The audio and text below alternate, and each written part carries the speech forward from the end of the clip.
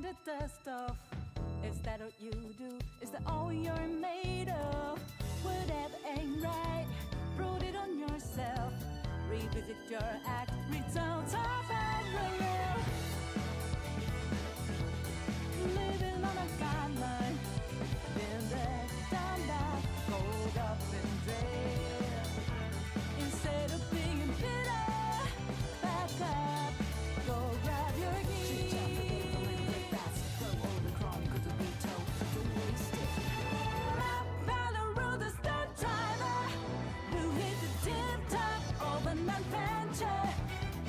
Ready to relish everyday desire. The fire, lighting up the way. Let go what holds us back. Take over, then and dip it together. Breaking the barrier. What's the better? 'Cause we can zigzag, show them this is our own track. Look out, we won't get caught up.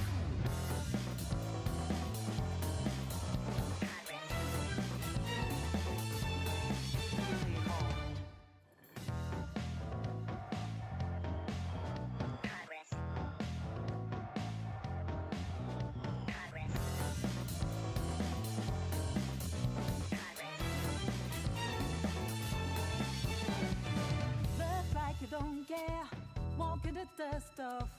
Is that what you do? Is that all you're made of? Whatever ain't right, prove it on yourself. Revisit your act, results are parallel. Living on a guideline, been there, done that, hold up and dread. Instead of being bitter, back up, go grab your keys. Throw all the chronicles to be told, don't waste it. By the road, the stunt driver who hit the tip top of an adventure. Ready to relish everyday desire. The fire, lighting up the way. Let go what holds us back. Take over, then and dip it together. Breaking the barrier. What's the better? 'Cause we can zigzag, show them this is our own track. Look out, we won't get caught up.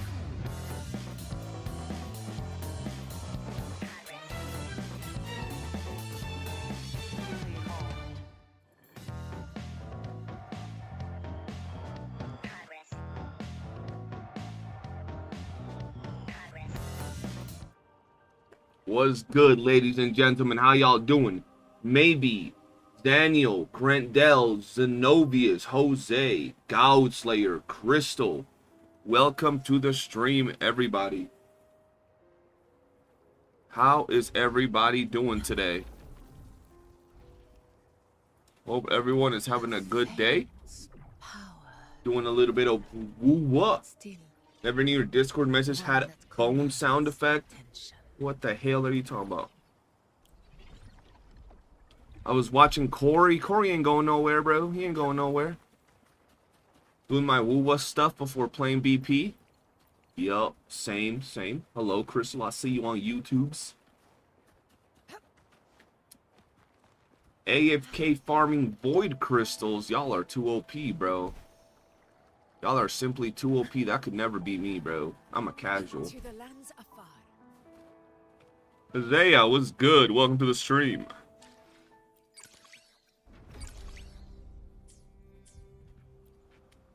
We're going to do a little tower. We might do a little bit of 2.6 story. I got to start getting all that out the way, man.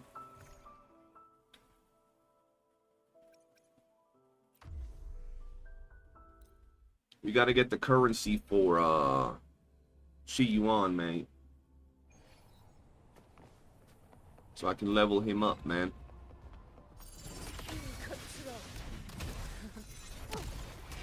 Halloween sound effects are active on Discord. Ah, there you go. That explains it.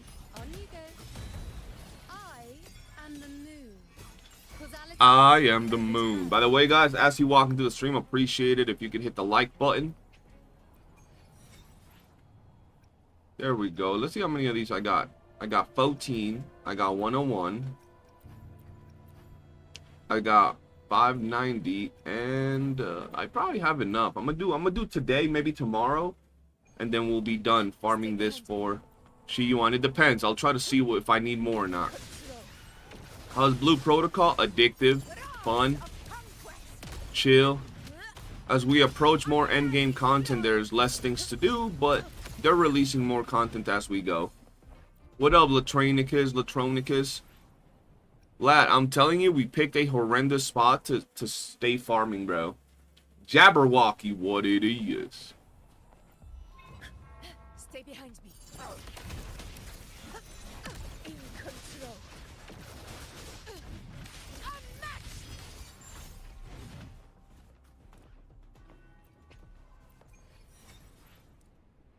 There we go. Yes, we did. I did. Yeah. I just went where you went, but it's so doo-doo. It's like so spread out. Y'all also... Yup, we did. To the lands afar. Stay behind me. Bro, I just want them to make more sweaty content where people actually have to sweat their balls off to play in Blue Protocol, bro. I'm sure they are, though. I'm sure they are. Did Chisa gameplay finally leak? Nah. Yeah, but 20-man raids is not the content I'm talking about. That's just, you get a team, everybody does what they're supposed to do, you beat the raid, cool. I want shit that is really hard as an individual achievement. You know what I'm saying? Like, I want people to have to sweat their dick off to do something on their own, rather than make it so simple. Because, like, it's too easy right now on every single aspect of the game. Like, for example, even life skilling, bro. When I found out that you don't even gotta level up life skilling to use to craft the rare materials, I was like, bruh, why? Why couldn't they lock the things behind having to level it up? Now I got people that aren't leveling it up being able to craft the rare materials. That's not how it should be, god damn it. To the lands afar.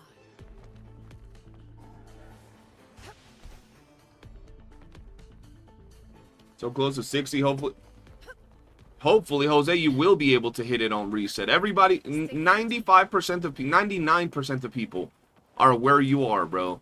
Only the people that, like, AFK'd several days in a row are there. Are we ready for DNA? Yes, sir.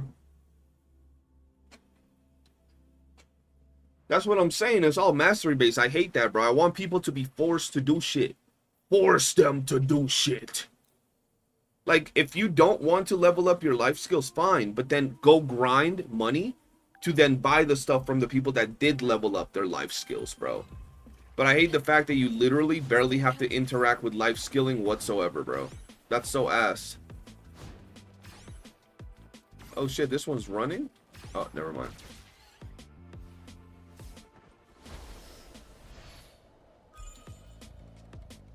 Now we auto. Oh yeah, I could try the new hologram.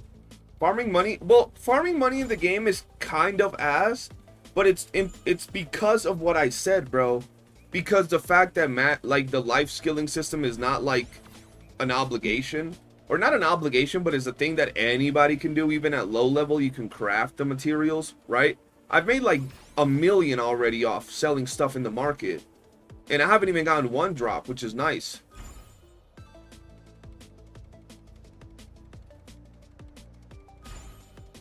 Which is kind of nice. But, and also that the devs freaking put a... I mean, this is nice because it makes it more casual, I guess.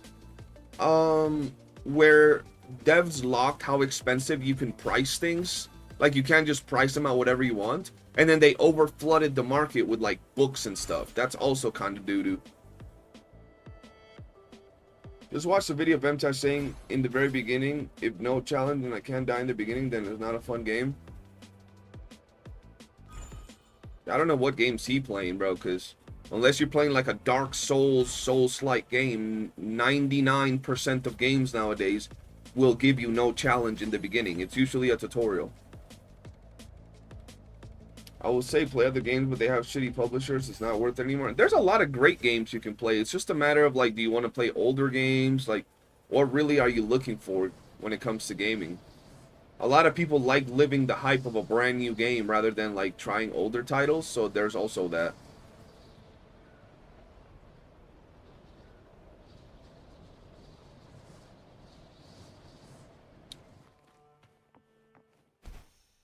Alright, we did the event.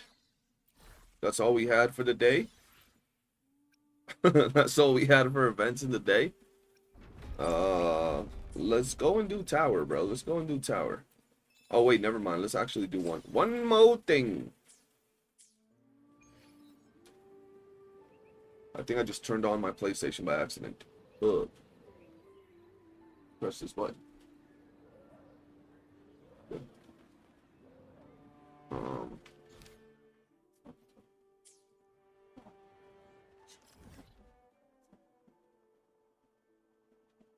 I don't need to farm this, but I'm gonna farm it.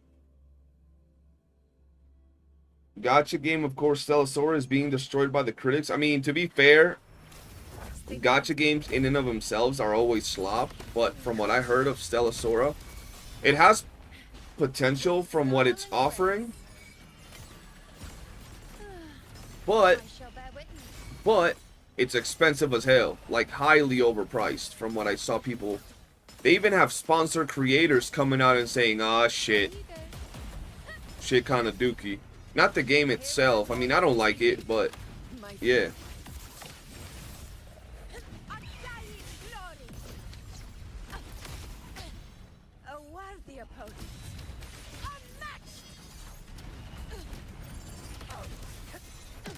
I found it funny though. People were on my Discord talking about Stellasora before it dropped, talking about it's a more mature version of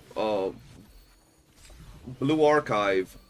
And I go and look at the game and they have some cheering ass in that game, some toddlers. I'm like, of course they would. Look.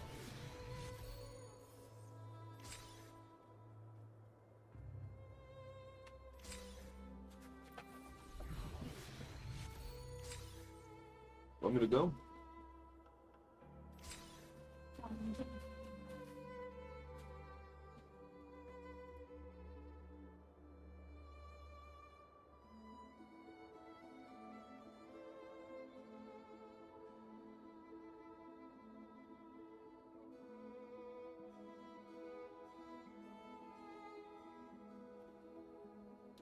All right.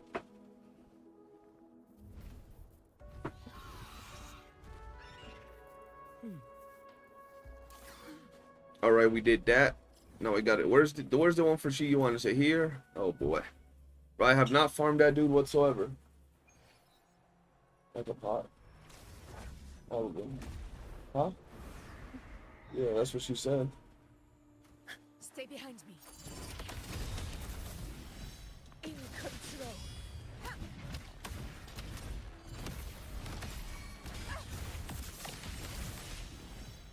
You need 30K to reach pity in the $100 pack. So you need $300 to reach pity. As opposed to the $200 that Wuwa takes for pity. Damn. The price isn't the biggest issue, but the fact that they changed the rate 2 days before release and made it even more predatory than the game might ESOs if they don't fix it.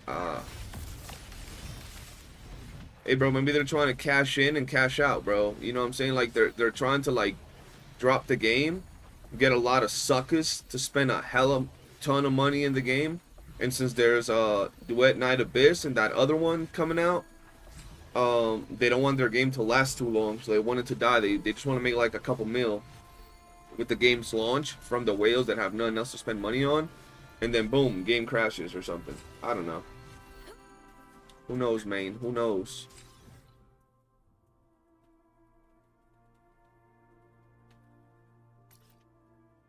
All right, Alex Lopez, what it is.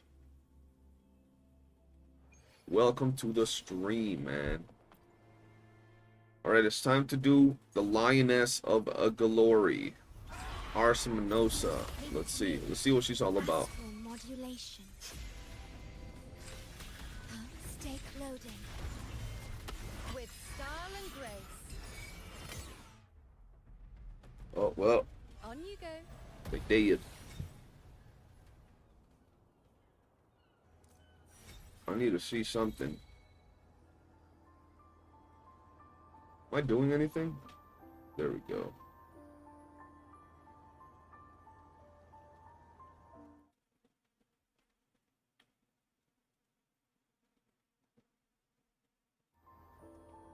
We good. This Magia, Madoka, etc. all over again. It takes you 5 months. Free to play to reach 1 pity. Sounds about right. You can parry to win. Yeah. I am the moon. Answer my call. Answer my calls. On you go. The hero of honor to you. Arsenosa seeing Augusta, grown up Augusta. Gotta be nightmare fuel. You know Arsenosa's over there chilling. She sees grown up Augusta, starts sweating, bro. Astral modulation. You can do this with no gear at all? Word. Loading. Now what So you can beat this with no gear in 5 minutes? be my on you go. That's some advanced technology, bro. What the hell? Fate in my mark. Taste my resolve. Hey. Bro, Yuno so fire, bro. Straight up. She's so fire. Gotta love her.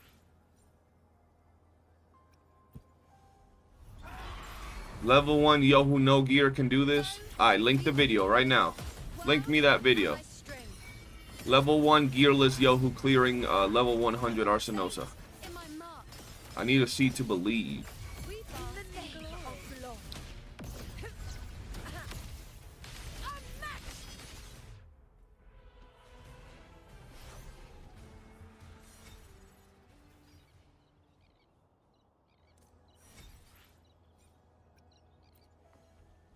Well met. In war with time.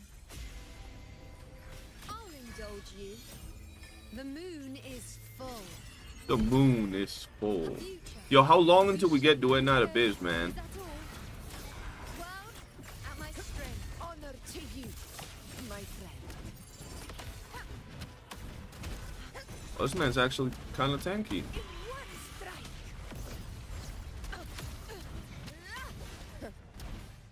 Okay.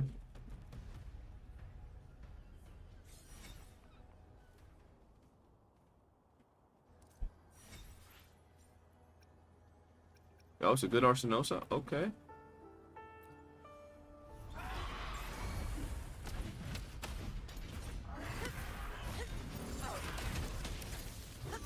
Barely found it. Leave it to me. I engraft you new. 8 days? Oh no, we got so long to wait, man. Perish. It's not really that long, but shit. Answer my call. Hit him with the foot. Fate revealed. Oh, that man dodged me? Oh no. In my mark. I just noticed Is that homegirl is dead and I wasn't even looking, bro. That's crazy.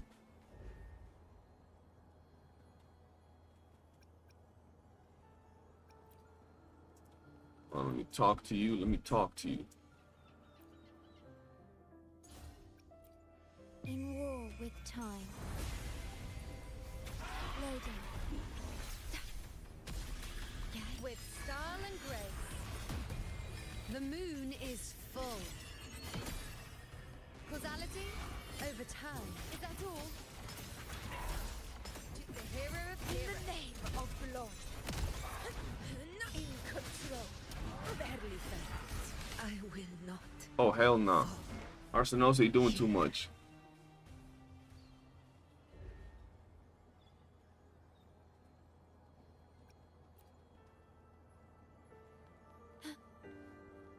Peter, just tell me the YouTuber's name, bro.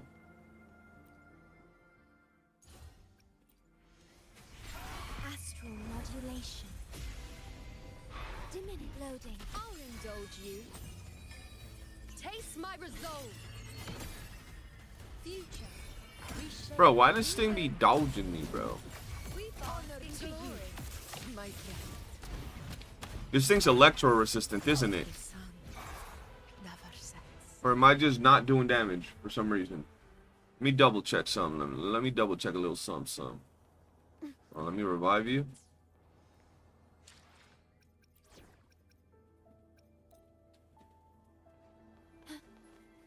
Fusion rest.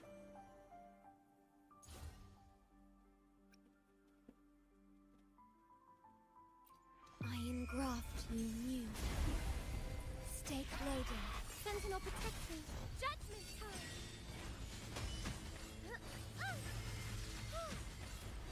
Purify. Crystals, give me strength. Power of the Sentinel. Shine, holy light. I can spare a minute to knock some heads around. Zani about to knock some heads around. Bro, like, this motherfucker be doing work. Why is he moving so much, bro? In my way. Reduced to dust. Huh? What? He moving. From the soul. Waste time. No echoes. Y'all think I am just walking around without echoes, bro? Arduous.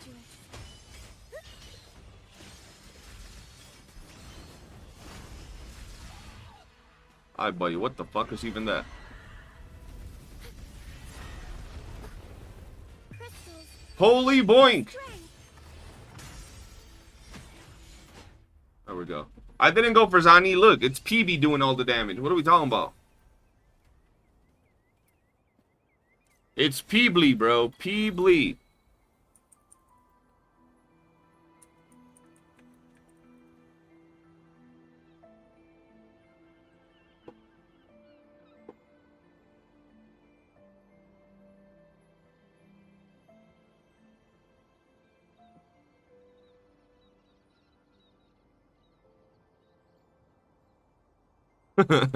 That's funny.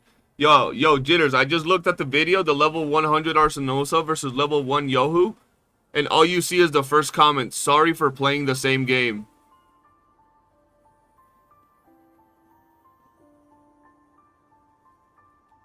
That's funny.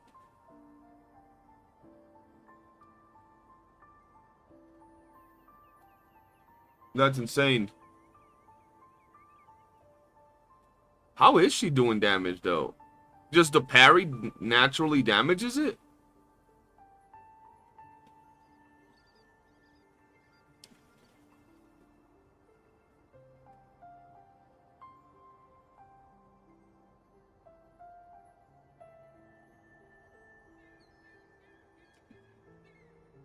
I'm using level 1 YOOOO is crazy. I should react to. What am I gonna do for 5 minutes watching a dude freaking fighting a hologram, bro? Come on now. Wait, what happened here?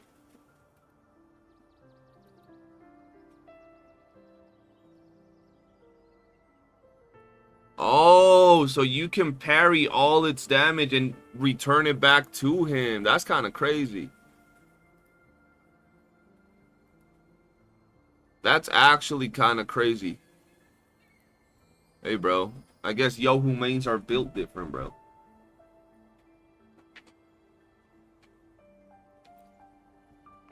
Just return that big ass slash and gash back at the dude, bro.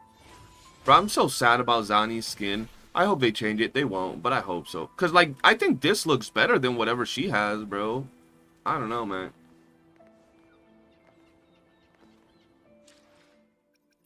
Alright. Tower now, chat. We doing tower, man.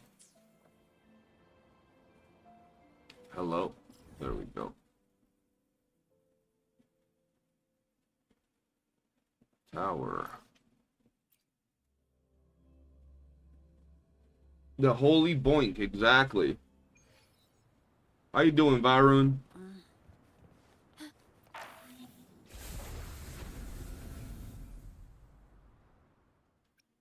Oh, what? Okay.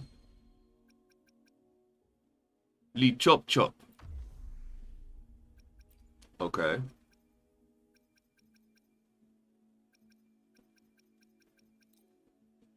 No, hold on. You. The most random team, but all havoc. Yeah, I'll do weekly gateway. I forgot last week, bro.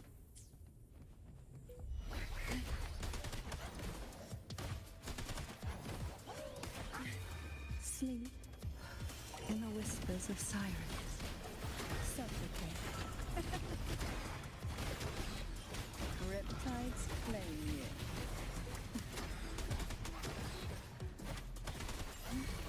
I have no echoes on Cantarella right now, chat. Wonderful. Join me in accompaniment.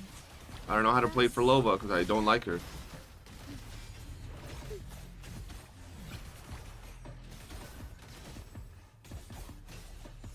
Heed the echoes. We wither together. Chant songs of old. Reborn from ancient roots. Don't run. Keep the dance going. Let's have fun.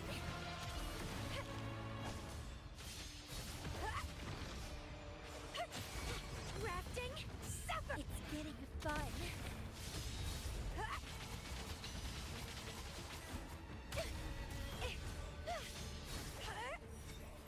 Okay.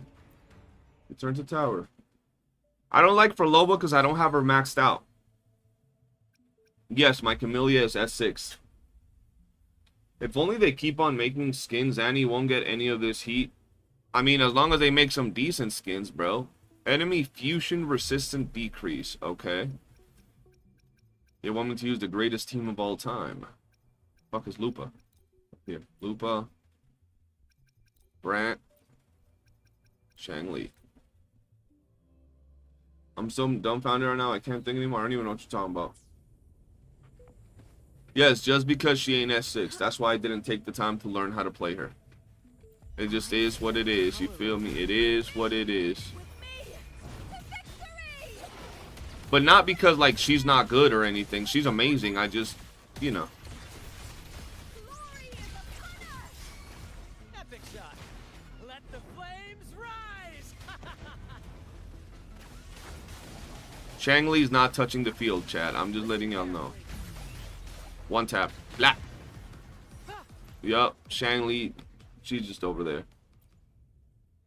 Brant, the goat of Wuwa. I'm telling you. And now this one. Electro Res. And then what is this?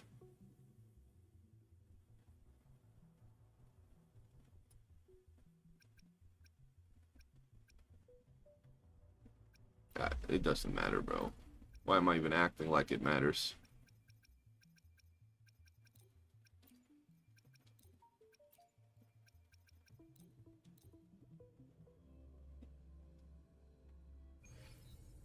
She's the only character that can stack crit even at S0 that's actually pretty cracked. She is pretty nasty. What up, Hekate? Ow. Come on, Verena. I hate fighting this thing. It's so annoying, bro.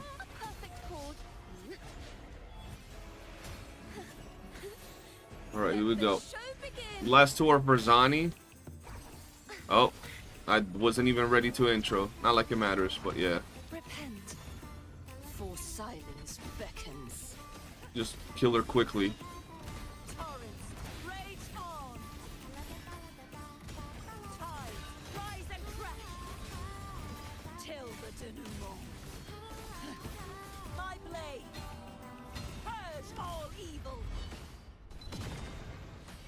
Scuffed rotation. Still beat it faster than you, though, only. Think about that. Think about that. But that was pretty scuffed. I ain't even gonna lie. That was nasty. Made me cringe at my own rotations, bro.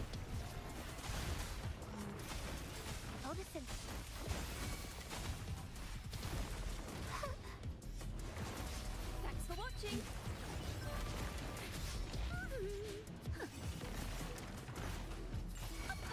Presenting a poem of finale.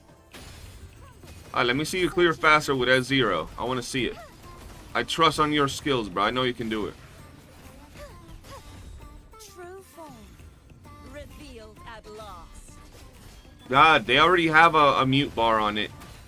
You can already mute the sound from Siakona if you want. I just don't like muting it. Atonement. I see it as where's my arrow rover? In the background. What?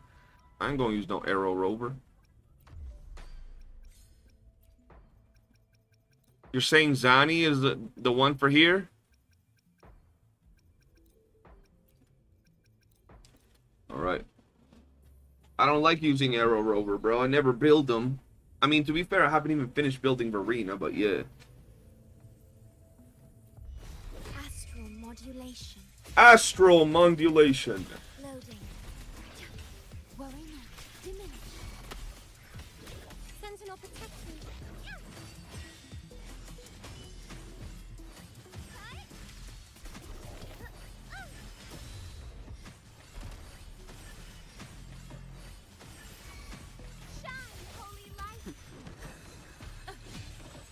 All yours.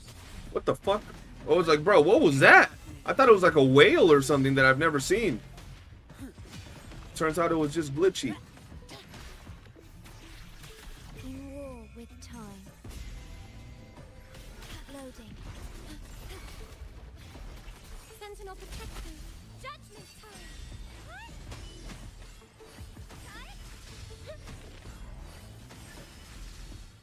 Bluebird. Holy boink! My salvation.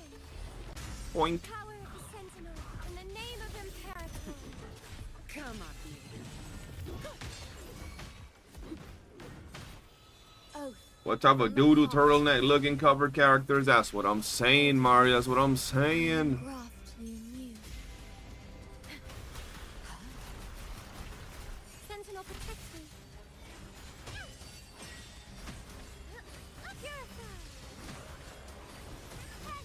Power of the Sentinel. Holy boink. I call upon And then Zani will finish it off with its blessing, bro. Do overtime. Come at me. Oh! It flew away, bro. Reduce to dust. There we go. Oh, I'm not done yet? What? The monkey and Fleur de Lis?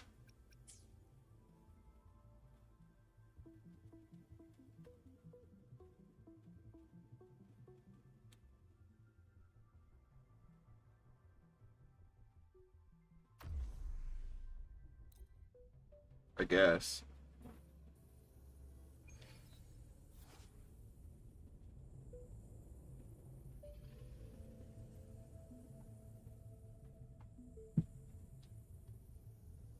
One second, chat.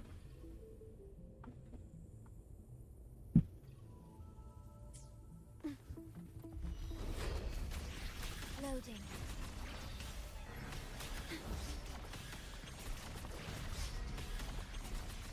Astral modulation. Yay.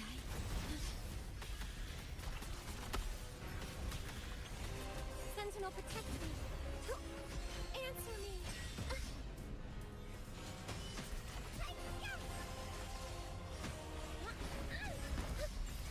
Don't use Spectral Frowns. It says they get 10% defense increase with 3 stacks. Oh no. Name of Imperator. That's actually a problem. All of you at once. I don't do overtime. But you know Zani don't do overtime, bro. They cannot get a defense increase. That is really bad, bro. Like, I might not be able to clear low-key. My shield can withstand more than that.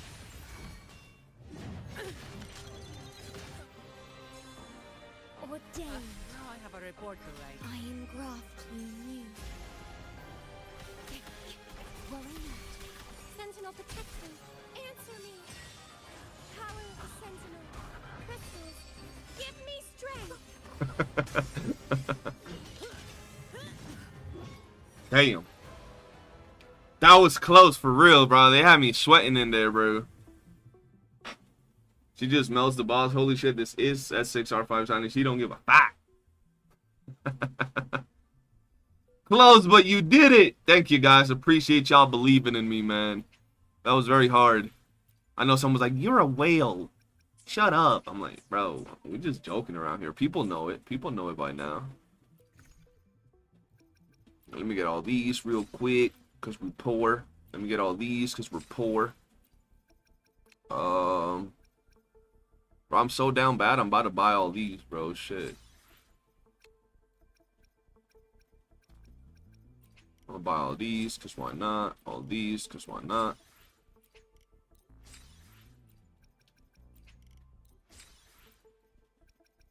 There we go. We're chilling. Can we check the middle tower? What do you mean? Oh, you want me to check the thing? The frazzle thing? It doesn't say anything about frazzle. Or maybe. Oh, yeah. There we go. When inflicted with negative statuses, the enemy's defense is increased by 10% and the attack is increased by 10% for 5 seconds, stacking up to 3 times. You're right. You are good for a new player. Appreciate you. I'm just getting back into the rhythm of things. I was taking a big break from the game, man. Alright, we got that done. Let's go and do something else. Y'all was close, but you are just built different and all. Yup. Maybe I like how you called me out as soon as I start the stream. Like nobody had even talked and you have to call me out. Where the fuck? Like that's just crazy behavior, man. Perfect wind to glide. Do you wish to check on Chaos Zero Nightmare? They're launching through the Who store? Who? What the hell's even that? The Stove client? I don't even know what that is, bro. I ain't even gonna lie to you.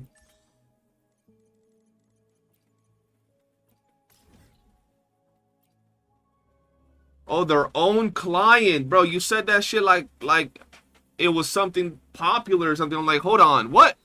I've heard of the App Store, the Steam Stove, all kinds. I ain't never heard of no stove. Oh, they're having their own PC client. Oh yeah, I'm definitely down to play it, bro. I heard it's actually pretty good. But that's so weird to have their own client, no? Oh, we got Havoc today. Ugh. I don't like no Havoc, bro.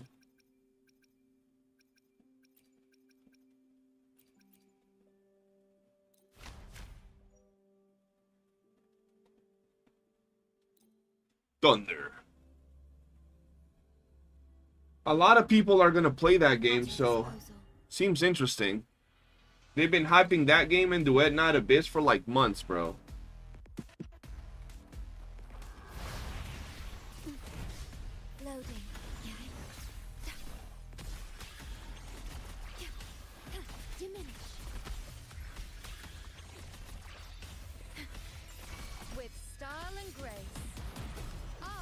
I remember that it just said defense increase, not that the enemy is getting the increase. So he was out here beating it like a boss, bro. My new Bugatti, they can't even get up to me, bro. Look at that. Them lizards lost as hell. They don't know what's hitting them, bro. Like, think about how stressful it is for the enemies of this game. They went from fighting Calcharo that moves in like a little ass line that's basic as hell to having to fight Yuno. You know the enemies in this game be getting seizures halfway into combat when fighting some of these characters, bro. They start spazzing out and foaming out the mouth.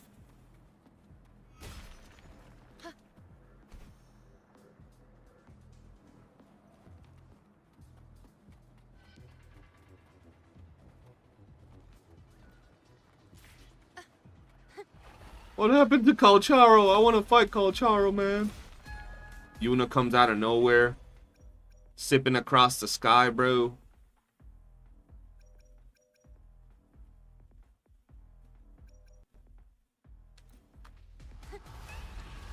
On you go. Bow before me. Like, look at this shit, bro. Going under the ground. Using dig, sniping them from the sky. They don't know what's going on. They just be out there like that Willem Dafoe meme, like looking up in the sky, not knowing what the hell's going on, bro.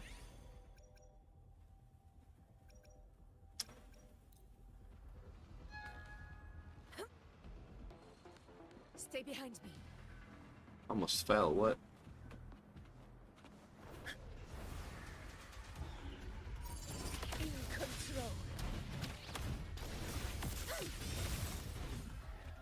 What up, exotic?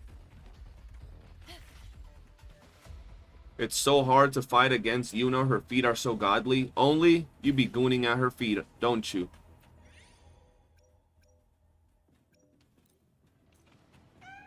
Stay behind me.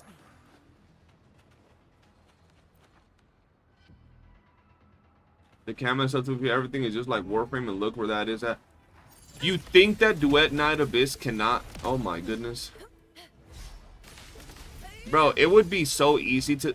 I'm gonna put it to like this. It would be easier for Duet Night Abyss to mess up than a lot of other games. A lot of other gacha games. It would be so easy. And you know why? Because people have this gigantic expectation for Duet Night Abyss. That since they announced that they're taking up gacha, they have this mentality that is gonna be like a game for gacha players that is not a gacha. You know what I mean? Like, that's what people are going into the game with. A game for gacha players that's not a gacha game. Boy, oh boy. Stay behind me.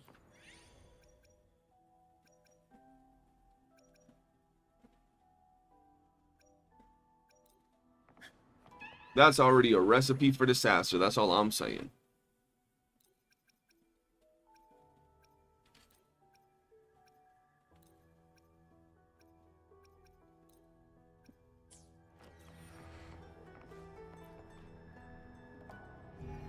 Honor cannot be sunk.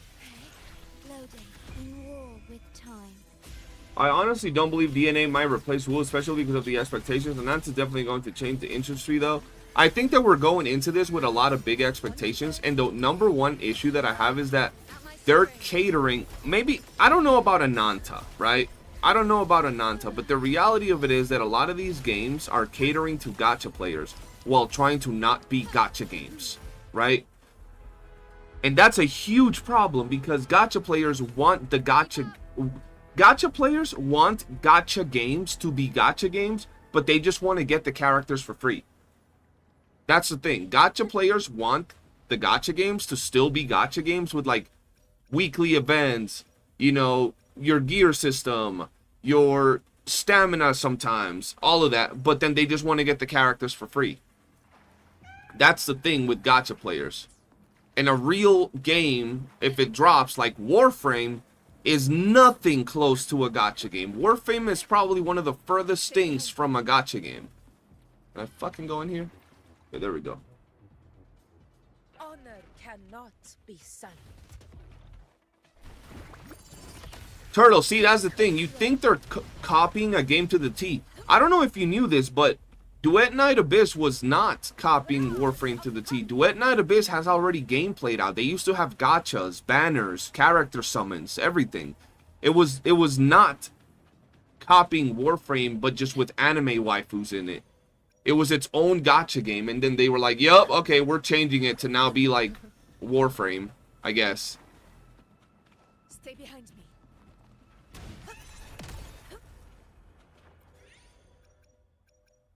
I'll take that.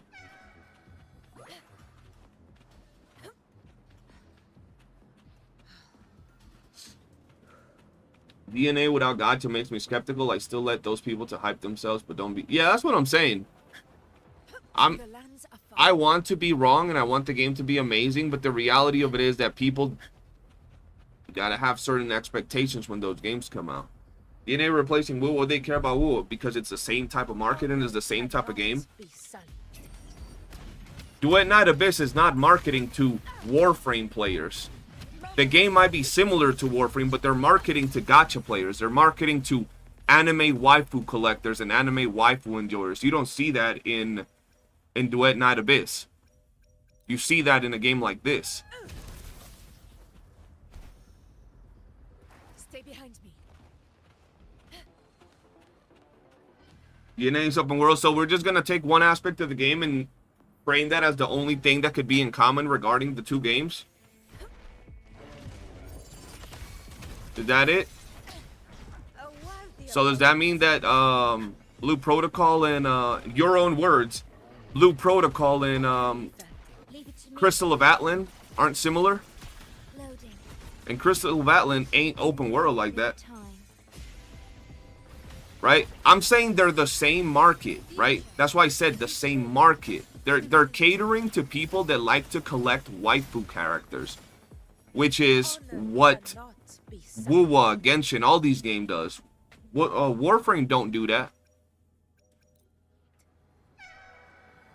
Nanta should be changing the market of open world role-playing games, live sims. Look, the only way that Ananta is really gonna be amazing is with the system that Ananta has going on so far that they've announced. The only way that Ananta is going to be great is if there is an online version of the game that works like GTA. The world they have built, everything. You have the ability to purchase cars, apartments, I don't know, clothing items, all of that. If it stays a single player experience, even if it's online, like you have the offline version of the game that you play by yourself, but if there's online lobbies where you go in and there's 10, 20, 30 people in the open world doing mission, pimping out their cars, racing, an online world, then we can talk about it being amazing. If it stays as a single player game where you're just going in, doing your little missions and just, it's going to be another Wuthering Waves, another Genshin Impact, another one of these games that ain't going to do shit. It might look cool, it might not have gacha, but I don't, like, to me, gacha's never been a problem. You can get the characters you want in a gacha game as a free-to-play.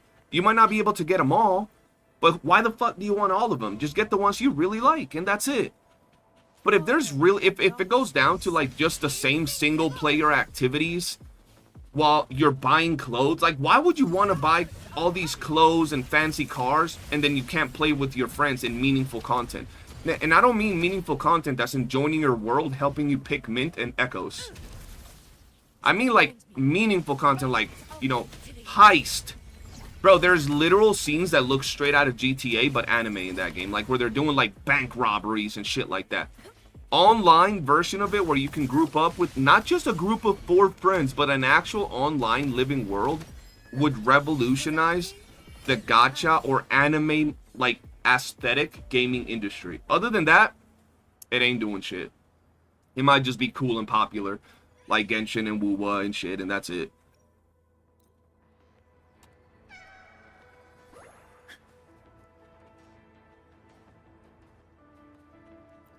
I'm hoping it is, bro. I would love to have a game where we can all link up and do like heists together online. That would be great.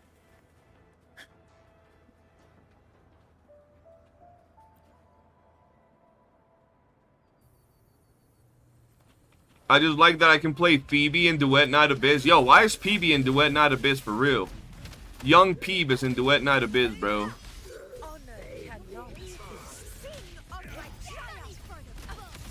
Yo, Big Colonius Coup, the GOAT, the Calcharo main. The #1 made cosplayer in all of Wuthering Waves. What's good, man? Welcome to the stream. By the way, I agree with your latest vid that Zani skin is okay at best. Where's the skin with actual aura? Bro, you know what I'm saying? Like, I uploaded that video, and I specifically said it in the video. People want, like, I put a video saying that the skin is like, basic and like, the fuck? It's just simple. And they think I want Zani with assless chaps. I want leopard thong Zani. I mean, I do, but that's not what I was referring to, right? Cool outfits is more than enough to hype us up. But I don't know what gaming company legitly drops a turtleneck sweater, and like, what category does that fit in? I would understand if they drop a turtleneck sweater as an outfit. If they were dropping like an outfit every, I don't know, every few weeks, right? You'd be like, oh shit, it's cool. They normally drop so many outfits. It's fine that they're doing like the chill cozy series, right? Where they're dropping a bunch of like cozy, normal, casual outfits. That would be cool.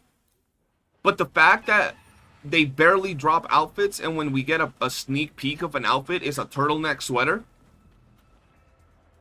I'm just saying. That's what I thought about, God. I thought, I was like, maybe that's a winter skin, but like, once again, if it was like a winter skin series where they drop several characters with winter clothing, and then we get like the Halloween series, and then we get like the beach series, it would make sense. But when you drop like the summer skins for 2 characters, and the very next skin is a turtleneck sweater, Like what? Like what are we talking about, bro? We go from beach skins to turtlenecks, bro. Wild stuff, man.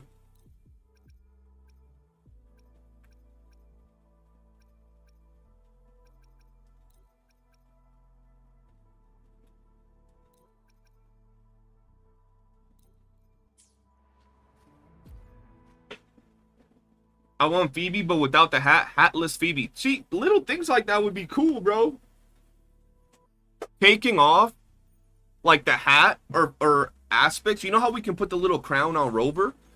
Being able to take certain things off your character, like disabling Augusta's freaking crown or Phoebe's hat would be cool. People would love that. In war with time. Terminate. Loading. Fate. Reveal. How excited am I for DNA? I'm looking forward to trying it, and I'm hoping it's a very fun game, Callow. That's about as excited as I could tell you that I... Face me. What the fuck? That scared me. That's about as excited as I am for Duet Night Abyss. I'm not going into it with insane hope of it being the greatest thing ever. But I'm hoping that the game satisfies my needs of becoming a swamp-ass, three-chin-having, Cheeto breath, Dorito-eating gooner while I play the game. I wanted to have enough content to where I can like actually sink my teeth into it and play the games for hours, bro. For days. I wanted to have enough content for me to play the game for weeks and months on end, bro. With like valuable farming. You know what I mean? The hero appears. The name of blood. I know some people think that's too much to ask. It really ain't, bro.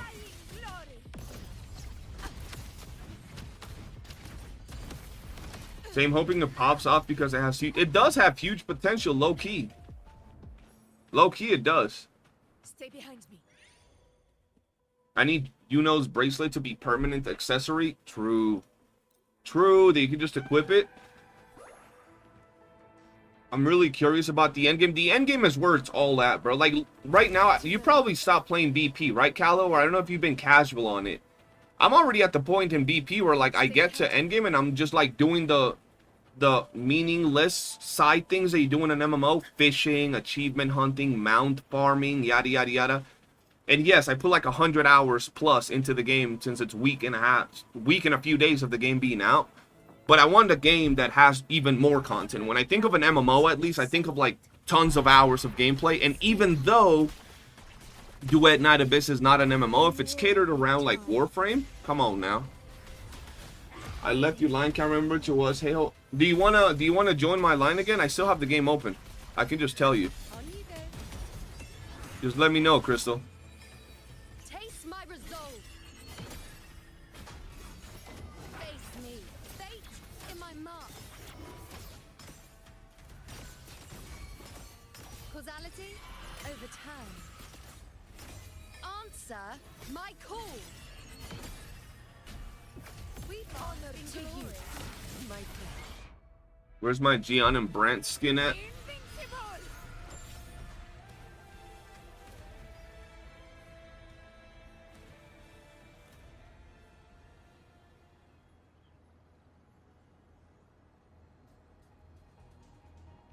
Alright, let's get this. If you know Warframe, the character I want in DNA is a male with bold Gauss gameplay. A speedster? Oh shit, not that. I'm hoping for some Project Nami info in the next... I don't even know what Project Nami is. The only Nami I know is from One Piece. Load astral. Yeah, Warframe has insane amounts of content, like a roguelike mode too. Hoping DNA has a lot for real. That's what I'm saying, bro. Like, I wanted to have so... I mean, you've seen how hard I've been going with Blue Protocol, and it hasn't just been for content, bro. I've made like one video that's actually like an informative video. Just today I was planning my second video from Blue Protocol. I've just been enjoying it, bro, like just having fun. That's what I want for Duet Night Abyss. I want to have fun. I want to go crazy with it, but at the same time I want enough content for me to like grind and stream 10 hours a day, bro. You know what I'm saying?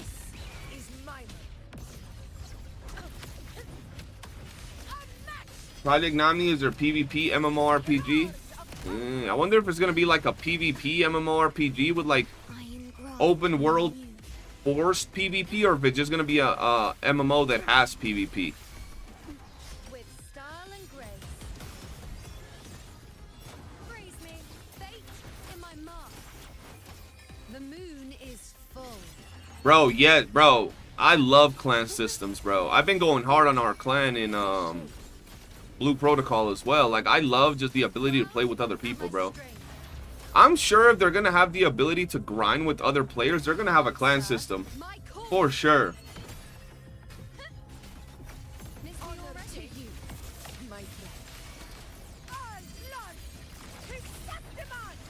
At the minute, I'm at the T with none there, so I will stay here for a little bit. Then I'll jump back to you, see if you're good. Alright. There we go. I can look right here while I exit out of this mission. Yeah, I'm alive. I'm alive still.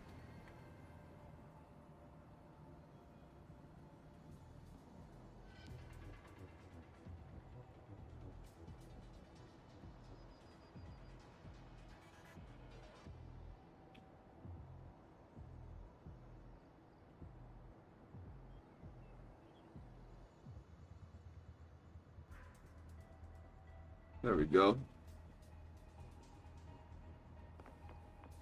Stay behind. Alright, let's get out of here.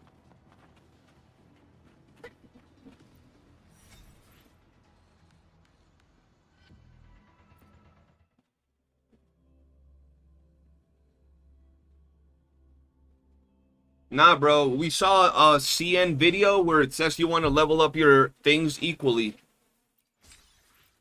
Especially as you get later into the thing, because it becomes more expensive to level it up. So it's better to level up them evenly to unlock the bonuses first.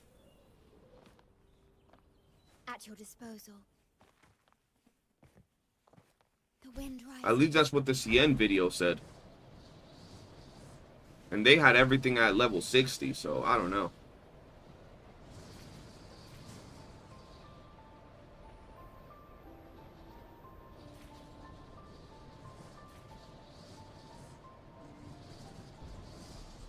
Wuwa could never, for real, bro. I think they said every dungeon can be done in co-op, right? They also mentioned about working on future co-op. They did say you can do co-op dungeons and all of that. So I'm really interested to see what they got going on. CD, I won't be able to log into that. I think I got the flu and I don't have the strength or energy to sit up and stare at the screen long enough to level up. Yo, Jed, hope you get better, bro. Appreciate you letting me know, bro. Just stay in bed, chill out, take some meds, and get some, like, cold, or I was about to say cold soup, warm soup. And just rest up, bro. Put some shows and sleep, man.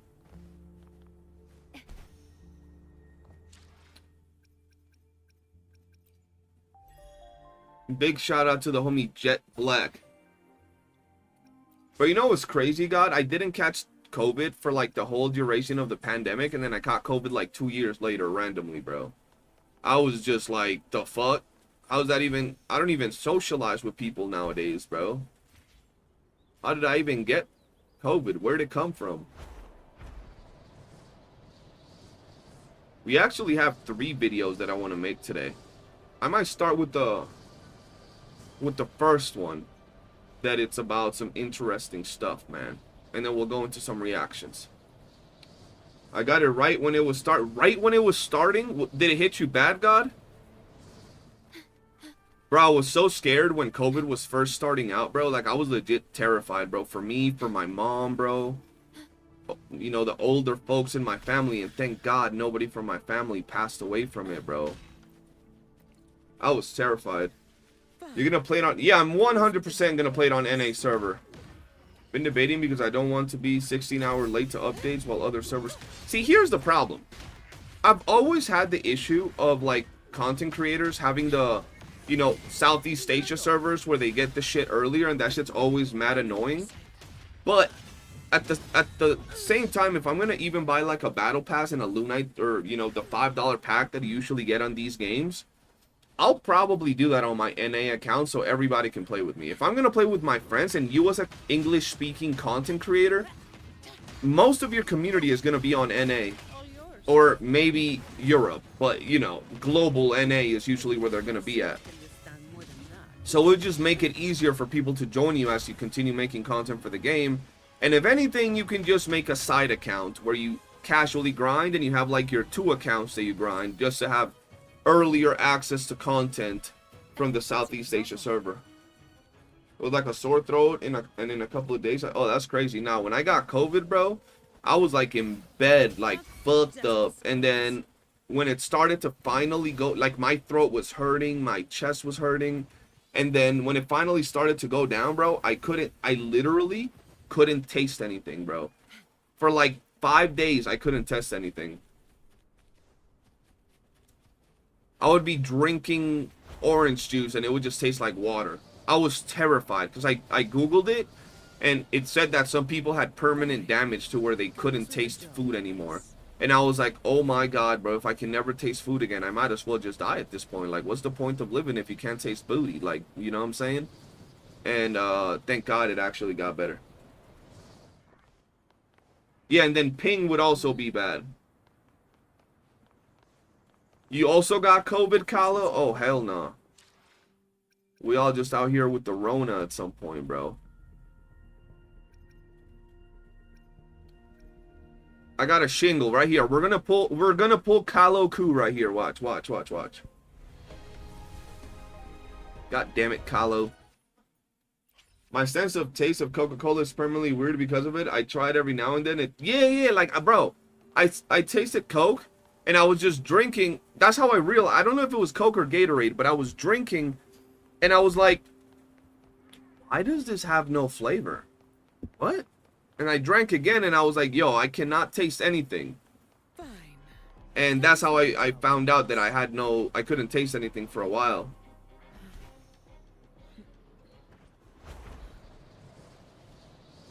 I never got COVID, but the injection of it was the worst day of my life. I couldn't move my back for days. You got a COVID injection in your back or something? What kind of advanced COVID injection did you get? Bro, I'm not even gonna lie. I got my COVID injection, and then not long after, I got sick from some weird health shit. And I was like, bro, them COVID injections fucked me up, bro. Like, I was one of those believers that the COVID injections were actually meant to fuck people up, bro, for a while because of it. I used to think my body was peak and immune. My ego thought I was unstoppable and wouldn't get this weak COVID virus. But yeah, bro, when I was in college, I was going to the gym, blah, blah, blah. Bro, I used to think I was like a demon, bro. I was like, I'm never getting sick. I haven't had a cold in fucking 8 years. I don't get sick, nothing. I'm strong, I'm whatever. By the time I got out of college, I was a 75-year-old man, bro. College done fucked me up. I regret going to college, bro. That shit was crazy. I mean, I got a job, and I learned a lot of things, but fuck, that shit fucked me up, bro. I was bedridden for 19 days on the hospital due to COVID, short of breath, high fever. It was hellish. Yo, sorry to hear that, man. I'm glad you got better, though. Big hugs, my little Jet. I hope you get better ASAP. Hate to hear you're poorly. Jet getting all the love. Yo, hold on. I'm trying to see if I got my drops on Blue Protocol. There we go. Now I can stop watching this dude. And I can go here. And I can close this. Wait, let me see something. Yo, there we go.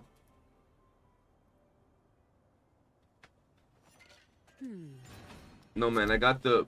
I can't say that, and shit was so strong or something. It made me slouch over on the bed. Oh, hell nah. Yeah, bro, I hear you on that. Some of them were bad, man. I never went. I had nothing I wanted to learn to do. Content creation seemed more ideal and fun. Real job sucked to me. Bro, so basically the reason I went to college was, I mean, I went to a lot of different colleges. So I was kind of a troublemaker. And I wasn't really going nowhere. I was kind of getting in trouble. And then my family offered to put me in college. And I've always been good at talking, right? I've always had I wanted to be a psychologist for, like, crazy people. Not just normal crazy people, like killers and shit. Like, that's, I liked watching shows like CSI and blah, blah, blah, blah, blah. So I was like, I like psychology, blah, blah, blah. So my family's like, look, we'll put you through college. I was like, okay, fine. So I went to college for psychology for 2 years. And dog, as someone straight out, like, from, I'm not saying like I was a fucking crackhead, but I was doing street activities, bro, being a goon and shit. Being put into a high prestige college for psychology fucked me up, bro. I don't know how I lasted 2 years, bro. It was hard, bro. Like, bro, like day one of me being in college, these motherfuckers gave me a like 72-page assignment that I had to read a 72-page thing in like 3 days and then do a like, bro, I don't remember, like 10-page essay about it. And I was like, the fuck? Like, what?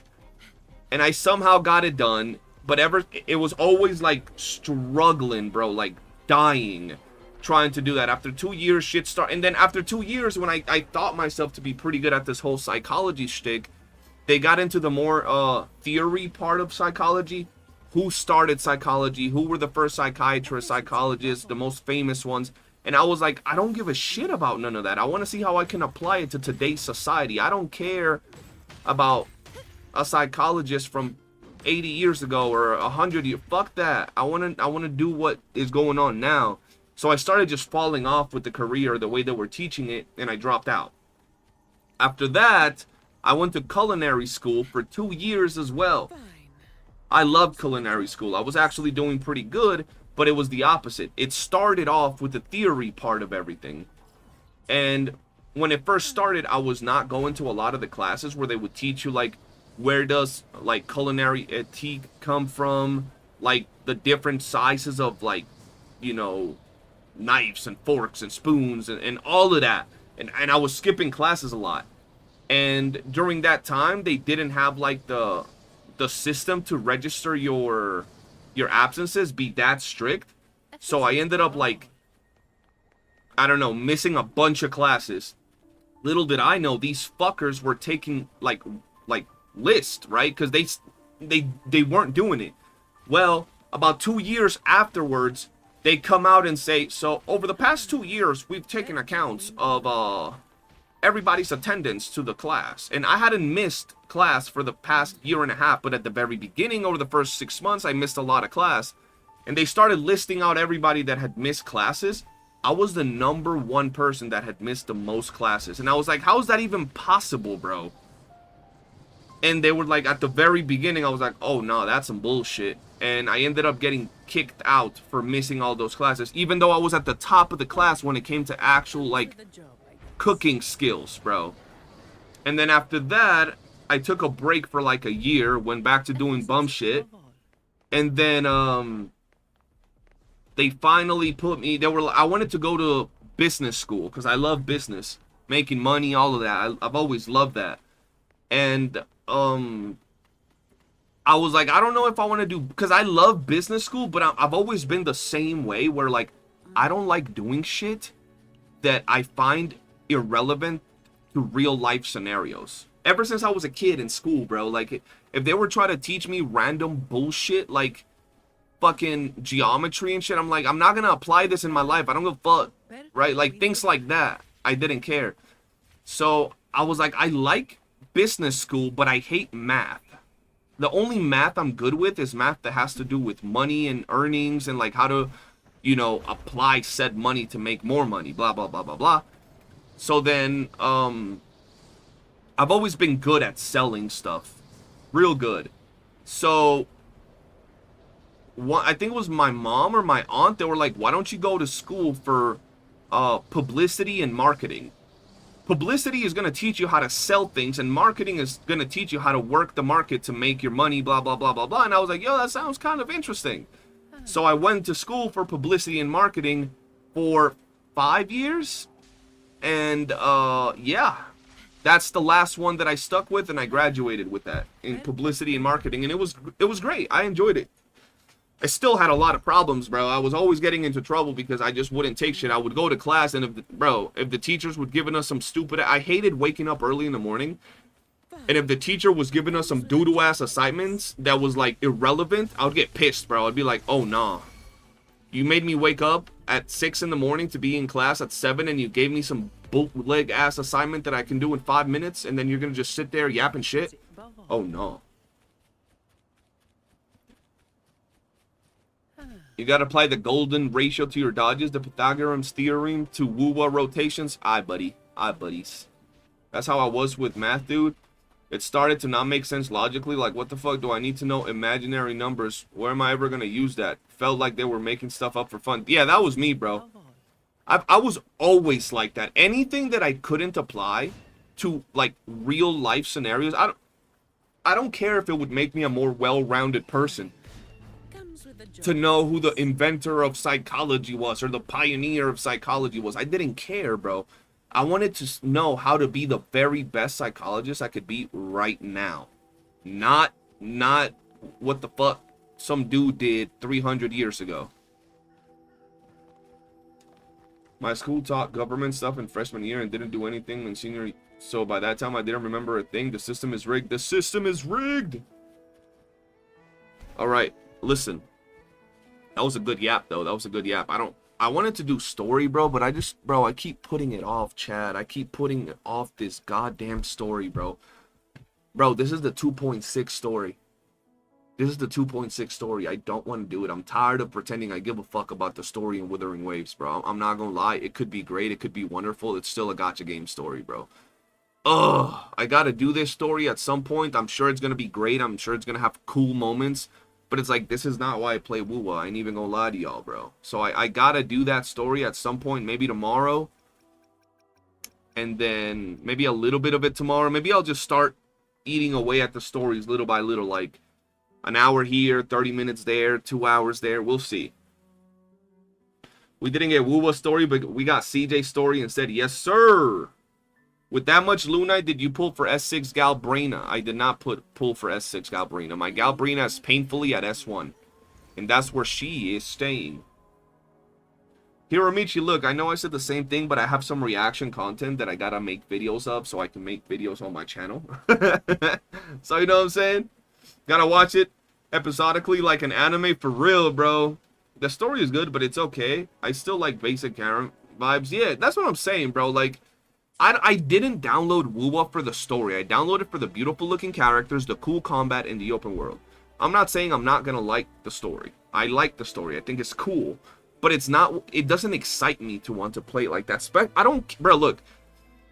People say One Piece, some people say that One Piece is trash because it's 1,000 episodes, right? Or just to summarize that statement, some people say that the One Piece story is trash because it's too long.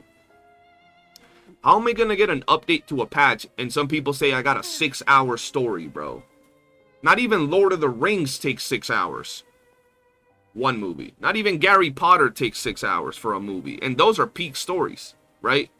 So how the hell I want to sit here for 6 hours listening to some yap fest when I know 2 of those hours minimum are going to be about Galbrena that I don't care about. You know what I mean?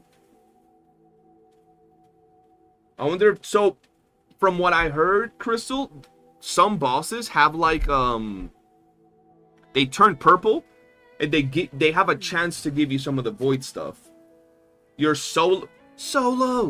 That's crazy. You're over there soloing. You're just built different, bro. Another problem with these stories is that the fight portions are never challenging. In my opinion, they're a bit more impactful if they were somewhat challenging. Like, yeah, no, I agree with that. Oh, he is purple? Like he's like with the purplish glow? You just need to talk a lot faster and make them move fast. Yeah, that's what I'm saying. Oh, Crystal, let me know if you get something. You might get one of them fancy shards. They just need to talk a lot faster. I agree, bro. They yap too slow and like, I don't know, bro. It's like 7 hours of story content for like 2.7 from what people are saying. And the actual value of that content is like a 1 hour, 2 hour story. That's it. Not bosses, but elites and normal mobs in ruins of Andra City. So bosses can give you things. Hey, someone's trying it right now. We'll see. Bro, Galbrena had basic ass boss girl moments. That's why I couldn't get any feel for her. That's my take. And I hear you with that. Alright. I'm actually going to react to something, chat. There's some stuff I want to react to.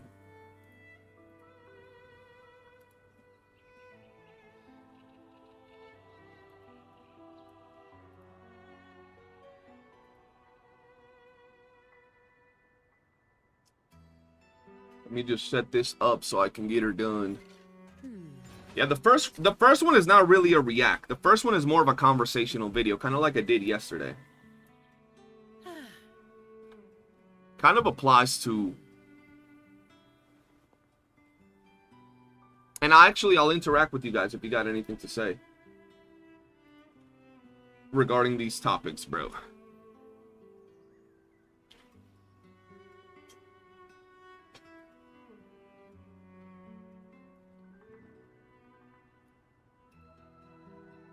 I gotta move my camera, bro.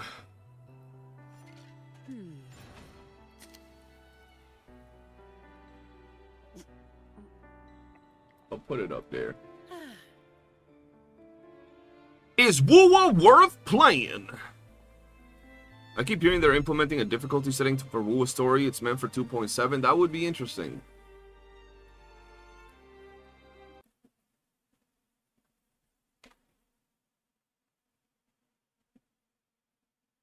Yeah, no, bro, I'm not even gonna lie. I'm kind of tired of those videos, bro. Like 27 videos about the same shit's kind of fucking AIDS, bro. I'm not gonna lie. I don't even know how those videos get recommended. I guess it's just the way the algorithm works, bro. They're all saying the same thing, bro. Shit's crazy. All right. It's actually something. We're gonna start with one of your favorite content creators, guys. One of the GOATs. One of the GOATs. The GOATs. Yeah, I think only tanks can solo it, Crystal. Alright, we're gonna start with this video here. I also found it funny, bro. Because like I... There we go. Alright, hold on. Let me do this.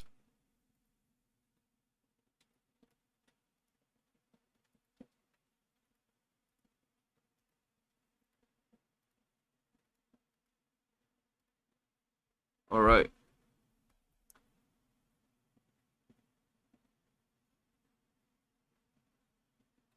Please not M-Tash. We're not reacting to an M-Tash video. Relax, guys. It's okay. All right. We're reacting to one of the GOATs. One of the GOATs, man. All right. I need everybody active in the chat for this conversation. I want to hear what you guys got to say. All right.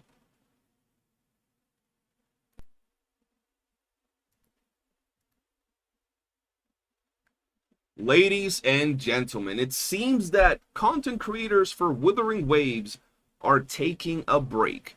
I myself have been taking a break now for a little bit over, I'll say, a week now. For those of you that haven't seen, I haven't really been uploading much, and I've been streaming a lot of Blue Protocol. I decided to kind of just relax, laid back, take a break from 2.7, and enjoy other games. Now, it seems that good old Saint Tonta's got a fit, just like your boy. We're all looking spiffy out here. We're all looking good. But he is saying goodbye. So, some of y'all wanted me to react to this video and, you know, say what I gotta say. Now, I just want to clarify, he's not quitting. For those of you that might get a little chubby on it, he's not quitting. He's just going to be taking a break. Like I said, a lot of us are taking a break. You got... You know, Saint Tonta's over here taking a break, cutting his hair, bro, getting a brand new fit. You know he's going to be out there with some baddies, bro. He's going to be enjoying himself if he got a brand new fit, a brand new cut. On top of that, we also got Captain Cabinets over here going away. Now, whether they're tired of Wuwa or they're simply taking a break, they're a little burnt out, they just want to have some fun and relax, this is something that needs to be done when it comes to content creation.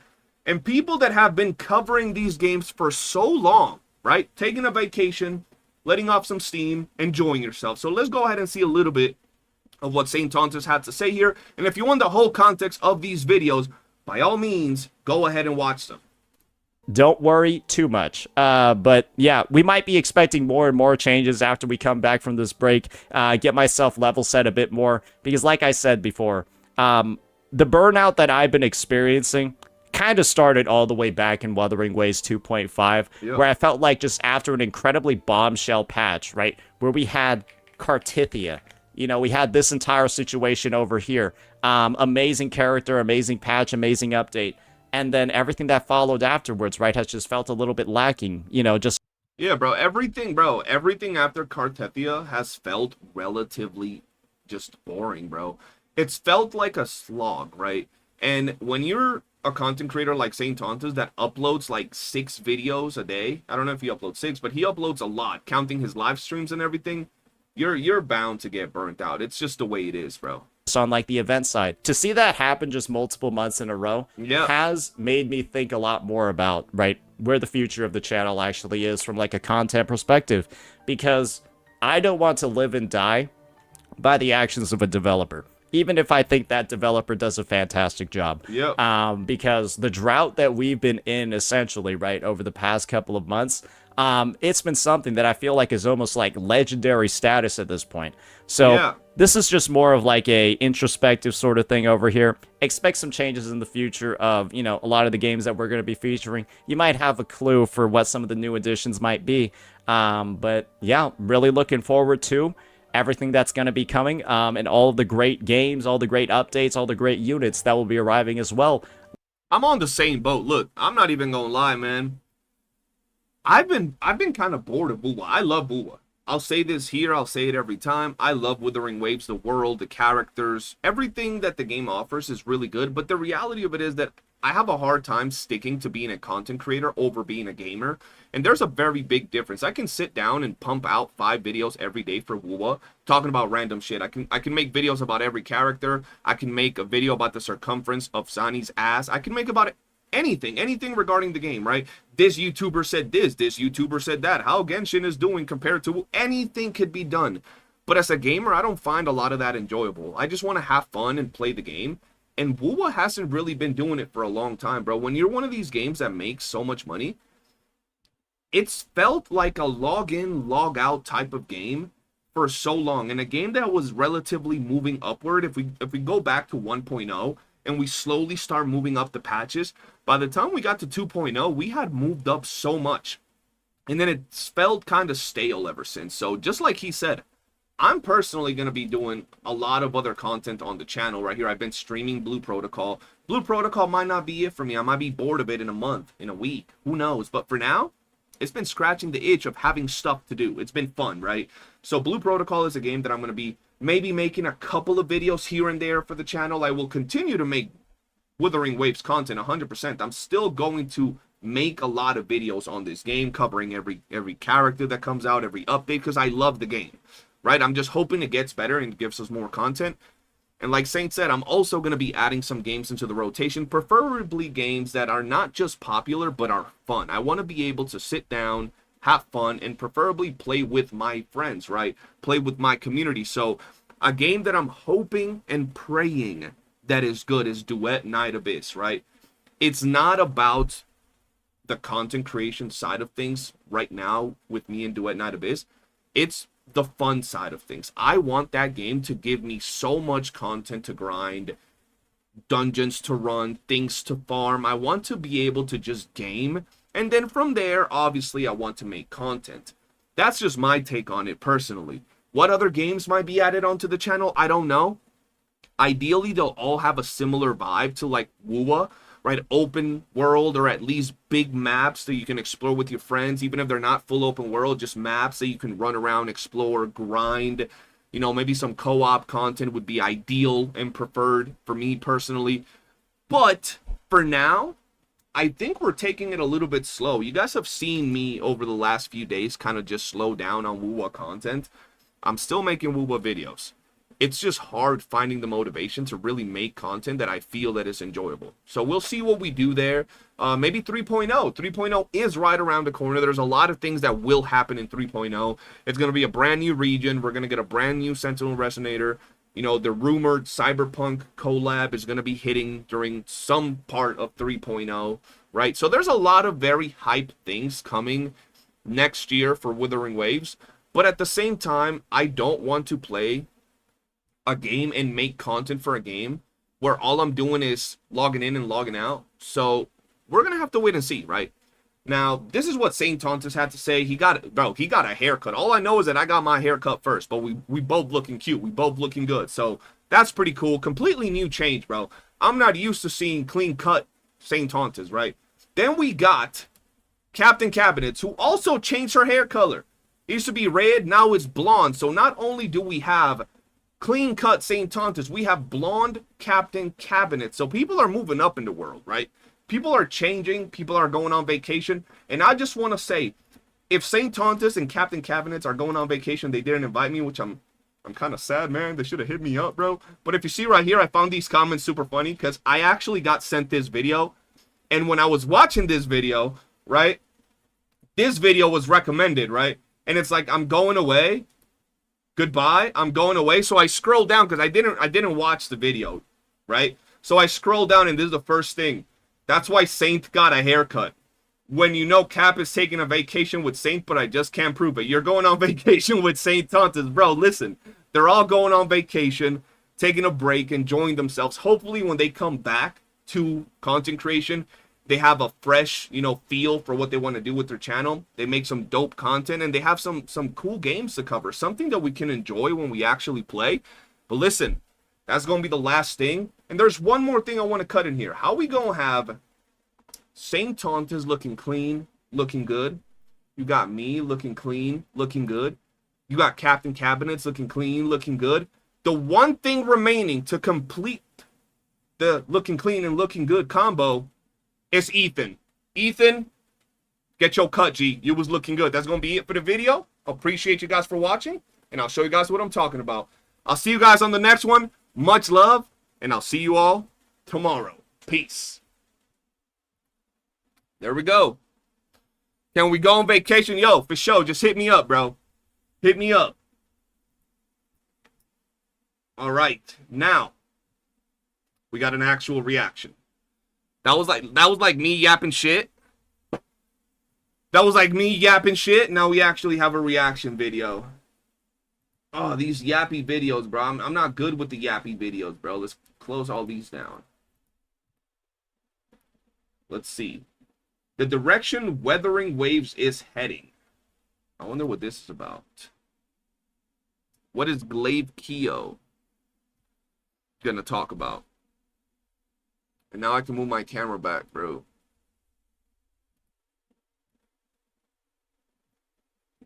Boom. See, I'm telling you, I gotta grind some content. Hold on, before I do that though. Before I do that, let me get someone to drink. Babe.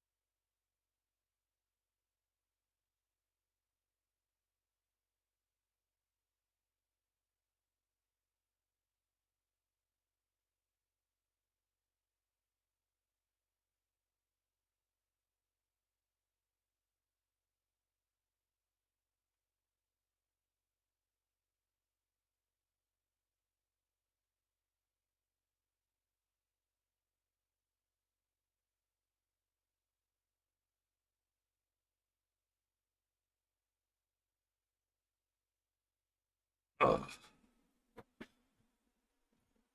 All right. I'm back. Back again.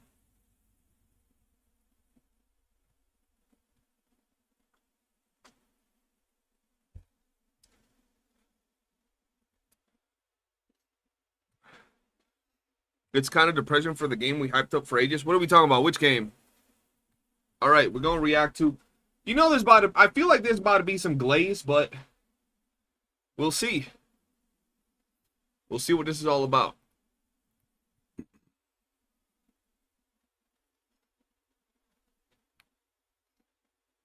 What's good, guys? CJ here, and today we got to talk about Wuthering Waves. More importantly, the direction Wuthering Waves is heading. Shout out to Glaze Keo. He knows what he's talking about when it comes to Wuwa. So I want to see what he says regarding the direction Wuwa is heading, because unless he got some information that I don't have, I think Wuthering Waves is going in very passive, very tame, very simplistic direction. Hopefully 3.0 proves us wrong and they come out banging with great content, fireworks out the gate, and some insane new additions to the game. But without further ado, let's hop on in and see what he has to say. Wuthering Waves recently revealed their next two characters. On one hand, we have Chisa, a character the community has been waiting for a very long time. And on the other, we have Bulling, the first new 4-star character we have seen in what feels like an eternity. On the surface, this looks like a standard reveal cycle, a highly anticipated 5-star to build hype, and a 4-star to fill out the banner. But if you look a little closer, these two seemingly separate reveals tells a much more interesting story about the state of the game. Okay. Honestly, I just think they're trying to push out these last few characters before 3.0. Honestly, no idea why Bulling is even there.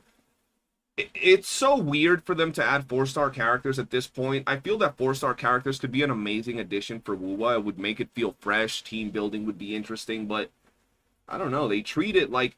They treat skins just like they treat 4-star characters. Barely ever show them, and when they show them, they're generally trash. So maybe Bulling is the exception, and she'll actually be a great 4-star character. They represent two different sides of Kuro's design philosophy right now. Chisa shows us where the game is going, the ambitious future with the new systems and deeper lore, but Bulling's existence raises a much more fundamental question. We don't know anything about Chisa. What? The game's current foundation strong enough to support that future? To understand what I mean, we need to start with Chisa, because her reveal tells us a great deal about where the game is headed. Before we dive into today's main topic, I want to give a shout out to the sponsor of today's video, Stella Sora. Now, what is it? Oh, nah, yo, this game is trash. Listen, this game is trash. Don't play it, and before you say anything, I got that bitch on my phone. So I'm not just yapping. I downloaded it because everybody was saying it's so good. That shit predatory as hell. What the hell we skipping this right here? But anyways, without any yap, let's start with Chisa's design, because it is doing a lot more work than you might think. At first glance, her outfit is pretty straightforward. It is the classic schoolgirl look, what is known in Japan as a very classic, very basic, like dark emo-y schoolgirl look. Let's be real. Like, this same character design is on at least 15 different gacha games. Listen, I don't have an editor, or I would say editor, post some pictures on screen. But hey, if you're watching this video, do me a favor. In the description, post how many gacha games or animes or shows you know that have a character that looks like a twin sister from Chisa. This is about as generic as you can get when it comes to a character design. Sailor Fuku or a Serafuku, but Kuro took it a step further, blending this traditional look with a more modern, almost sci-fi cyber style. I ain't even gonna lie though, this post right here, she looks hot as hell. I don't know what it is, but she looks pretty hot.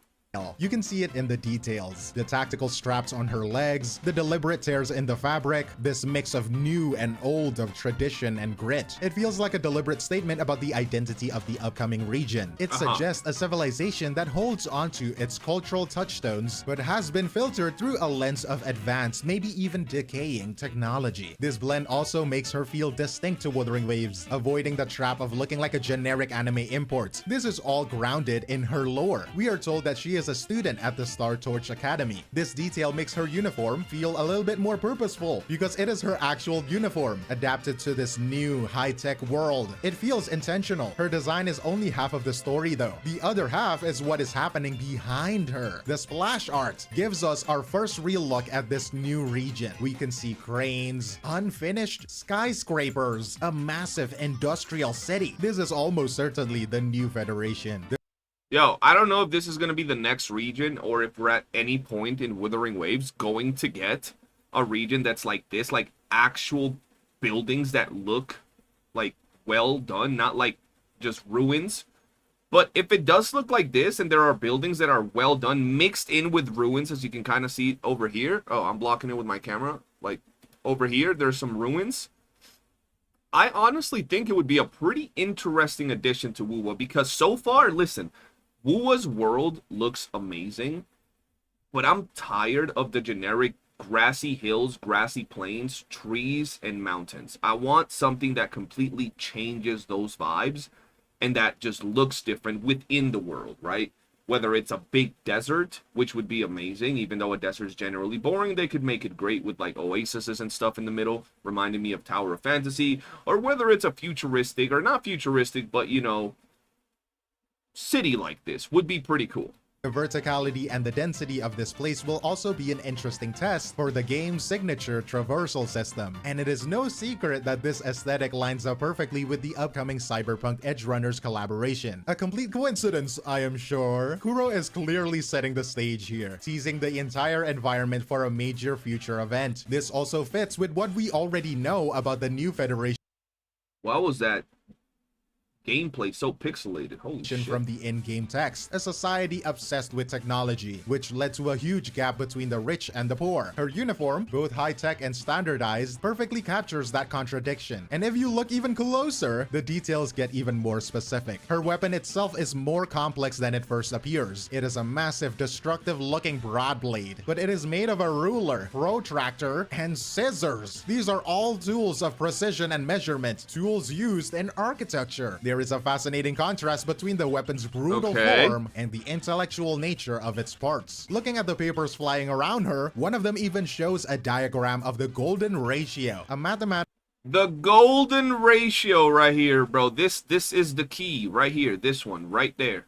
principle used all the time in design. Hold on, let me show y'all the golden ratio right here. This is what you want to find right here. You want to find yourself right there. This might mean that she is an architect or studying to be one. It would certainly explain why she is hanging out on top of a construction crane. The final piece is the logo above her name. It looks like a DNA helix, but behind it is a right triangle. This seems to be a clear nod to Pythagorean principles, that old Greek idea that the entire universe is built on numbers and math, almost like a universal source code with all of Homie's going real deep. Homie's going real deep into it. This, the math, the architecture, the DNA, and that black hole in the city. It feels like the next story arc may explore the fundamental rules of their world. Maybe even how the planet Solaris 3 came to exist. This one is That's a pretty cool theory though. If it does go down into it, you know, explaining how we, you know, got here, how this was created or whatever. Image is doing a lot of heavy lifting, setting I don't think it will, but up an entire chapter of lore and gameplay through this one character, which brings us to what she will actually do in the game. Chisa's impact extends beyond her design. We now know that she is a Havoc Broadblade character, and she is introducing a new way to play. It is centered around a new debuff called Havoc Bane. Good old Havoc Bane. I'm just letting you guys know, and this is not confirmed. These are just speculations. I could be wrong.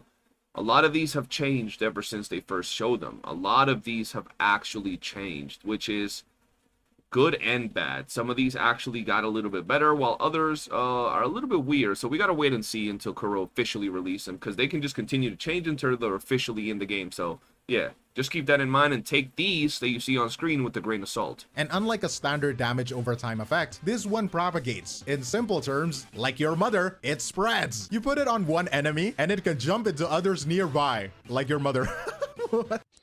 Oh, brother, this guy stinks! X. In a game that often throws large groups of enemies at you, an effect like this is a pretty big deal. Now, a new debuff is one thing, but Kuro has already shown us exactly why this one matters. The proof is in the new weekly boss Echo, the Remedy Trinodian Leviathan. Its description is clear. Enemies with Havoc Bane take 100% more damage from the Echo's effect. That is double damage. A bonus that is this significant tells you that the mechanic is meant to be a central part of the team's strategy. And that brings us back to Chisa. She is positioned to be the core of this system, the one who applies it, the one who makes it spread. She is also the one that keeps it on the field. The whole archetype will likely be built around her. This lines up perfectly with her official description, which talks about her seeing an enemy's weaknesses as threads and severing them. She analyzes an enemy's weak points and applies a debuff that unravels them from the inside. It is a great example of ludonarrative harmony, where the story of the character and the way you play them are in perfect sync. So now we have a new region, a new central character, and a completely new gameplay paradigm. And while all of this sounds exciting, it also shines a light on an existing imbalance in the game's roster. And while everyone was focused on Chisa and this new gameplay system, Kuro quietly revealed something else. Something we haven't seen in a very, very long time. Yeah. A new 4-star character.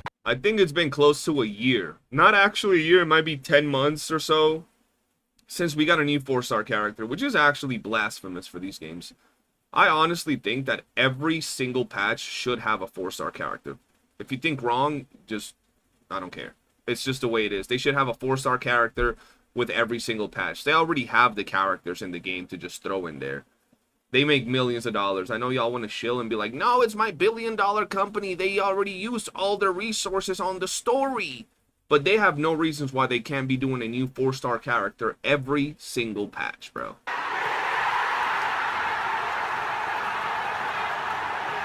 The reaction to Booling's reveal was less about hype and more about genuine surprise, because it has been an eternity since the last one. The last new 4-stars we got were Lumi and YOOOO, well over a year ago. Oh, and while okay. neither of them exactly set the world on fire, their kits were clunky, their impact was low, and they were largely seen as gameplay failures. Except if you are Rexlent, right? You're gonna be butt-berry and crownless in the Hologram 6 with YOOOO, right? But you ain't Rexlent, so you're just like the rest of us, man. They were experiments that didn't quite work. This history leaves us with a mix of hope and apprehension for Booling. On one hand, it is great to see a new 4-star. On the other, is she just going to be another forgotten experiment, or is this time going to be different? We now know she is an Electro Rectifier, a combination we haven't seen on a new 4-star before, which at least suggests that she will have a unique lore. That question of her viability matters, because the lack of useful 4-stars has been a quiet but persistent problem for the game. When the only new powerful characters are the 5-stars, the meta gets stagnant. The list of best teams doesn't really change unless you pull for the latest premium unit. This leaves players with fewer real choices, especially if you're not spending a lot of money. And it leads...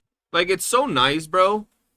It's so nice when they release characters. A perfect example of this, it's so nice when we got Augusta and people could actually pair her up with Mortifeet and it paired up perfectly, because it doesn't happen often where a character pairs perfectly, a 4-star pairs perfectly with like a 5-star, right?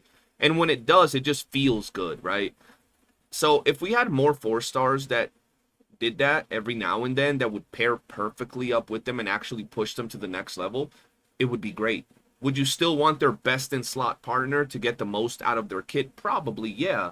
But it's so nice to be able to make teams that actually function without feeling like you're just making some glued together composition. It would be so nice, and that's where I think that 4-star characters would be huge, right?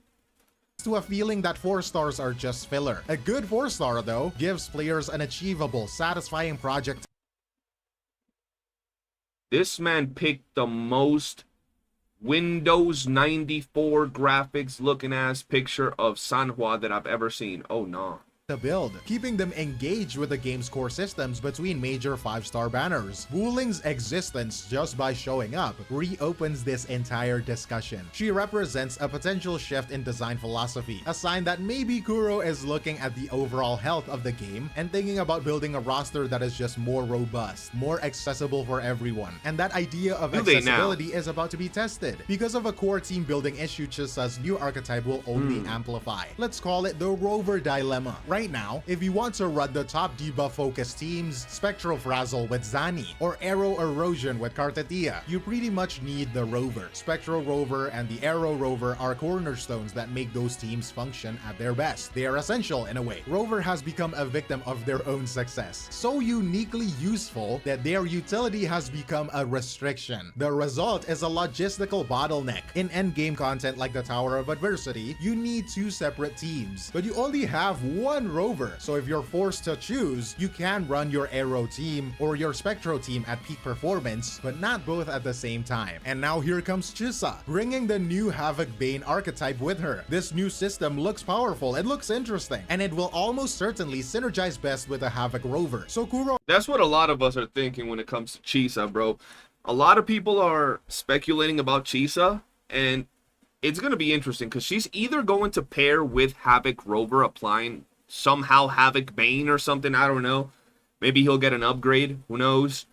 Or we'll have to wait for the next character that drops with her. Now, I don't think the 3.0 character is going to be a unit that pairs up with Chisa, because that would mean that the people that come in 3.0 would have just missed their new character's best in slot. They would have to wait like 2 months, 3 months until a rerun happens.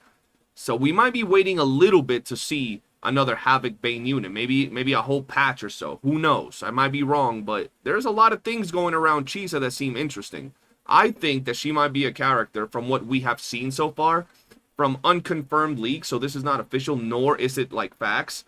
She might be a character that revolves around negative status effects. Yes, she will work with Havoc Bane, but I'm thinking she's going to be able to be slotted into other teams that work around negative statuses. But that's just speculation at this point. Has handed us another exciting team that completes for the exact same limited character slot. This doesn't solve the problem, it makes it a little bit worse. This isn't necessarily a design flaw though, it is the natural result of creating ambitious synergistic teams, but it does make the need for a solution a little bit more urgent, and this is where Bowling's true importance come into focus. More than a new character, she represents a potential solution to this dilemma. Her ideal role isn't to be a 5-star replacement, it is to be a low-grade replacement. A budget enabler for one of the older debuff teams. Imagine if she could, she probably couldn't, but imagine if she could competently fill the support slot on a Zani or a Cartetia team. She doesn't have to be as good as the premium 5-star, just good enough. If she can do that, she acts as a release valve. She frees up Rover to be used on the other side of the tower, perhaps with Chisa's new Havoc team. Suddenly, players have actual viable options. And so Bowling's release is a critical test. Her success or failure as a character will tell us a lot. It will show whether Kuro Games understand that this core structural issue exists in their team building system. And more,